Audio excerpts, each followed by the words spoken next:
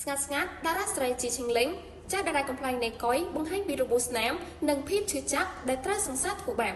Not get the bone cow disappear, Chinang people pay pramni, Kanya teaching link, the track by my high Jones squad hair, Chicha that I complain a coy, Ban Bungharu peep, that me robust nam, Chumuin inside of Santi Jack, cannot pay die, bite back piece on side of Bacloon. Knong some they know, Kanya teaching link, Ban the rope hair. សម្រាប់ខ្ញុំប៉ុណ្ណឹងក៏គ្រប់គ្រាន់សម្រាប់ការបញ្ចប់នៅទំនាក់ទំនងមួយនេះហើយក៏គ្មានថ្ងៃដែលខ្ញុំទៅយកសម្រាប់ត្រឡប់មកចូលផ្ទះវិញដែរ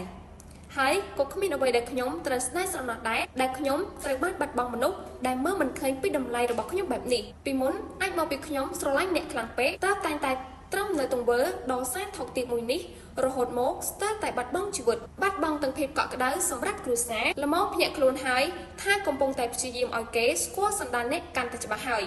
គួរឲ្យសង្វេគខ្លួនអត់កុំបាច់ខំអីទោះជានៅក្នុងលោកនេះសតតែអ្នកម្នាក់ក៏ខ្ញុំអត់យកជីវិតរបស់ខ្ញុំទៅផ្ញើលើដៃមនុស្សដូចអ្នកទៀតដែរព្រោះខ្ញុំបានកាត់អ្នកចាយពីបេះដូងខ្ញុំតាំងពីថ្ងៃដែលដឹងថា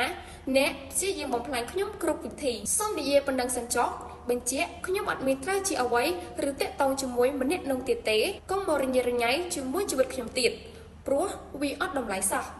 យល់នៅប៉ុណ្ណឹងសម្រាប់ទោះគេរើសយកមកលាងសម្អាតយ៉ាងម៉េចក៏វានៅតែមានក្លិនស្អុយរលួយដែរមុនខ្ញុំបើកចិត្តយកអ្នកថ្មីខ្ញុំយំខ្ញុំឈឺស្ទើរតែគ្មានជីវិតរស់នៅតើពេលនោះអ្នកនៅឯណាអ្នកកំពុងអោបស្រី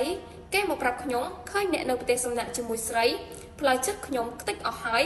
ខ្ញុំមិនផងមិនបង្ហោះខ្ញុំខ្មាស់គេមនុស្សធ្លាប់ស្រឡាញ់តែចុងក្រោយអ្នកមិនគិតដូចខ្ញុំអ្នកចង់បំផ្លាញខ្ញុំទាំងខ្ញុំមិនខុសវាលើពេកហើយកុំយករឿងអតីតខ្ញុំមកនិយាយព្រោះវាគ្រាន់តែជារឿងអតីតដឹងត្រឹមតែខ្ញុំអត់ចេះរស់នៅដោយសារមនុស្សប្រុសទេវាថោកកុំព្យាយាមបង្ហាញចរិតកាន់តែគូឲ្យសង្វេគអីព្រោះអ្នកបំភ្លៃនឹងកុហកគេបានតែអ្នកអត់អាចកុហកខ្លួនឯងបានទេខ្ញុំសុំដើរចេញទាំងស្ងប់ស្ងាត់ខ្ញុំចង់ប្រើជីវិតមួយដែលមានមនុស្សប្រុសម្នាក់ល្អដែលគេមើលឃើញពីតម្លៃរបស់ខ្ញុំច្បាស់ហើយស្រឡាញ់ខ្ញុំដោយទង្វើតែអ្នកមិនព្រមចាប់ទេអញ្ចឹងខ្ញុំមិនលាក់រឿងនឹងទៀតទេនឹងមានភាគតទៀតគ្រប់យ៉ាងគឺខ្ញុំអត់ចង់បង្ហាញទេតែអ្នកជាអ្នកបង្ខំខ្ញុំហើយខ្ញុំក៏អត់ចង់ឲ្យមនុស្សដូចអ្នកទៅធ្វើរឿងអញ្ចឹងទៀតដាក់មនុស្សស្រីដែលជ្រើសយកអ្នកចូលក្នុងជីវិតបន្ត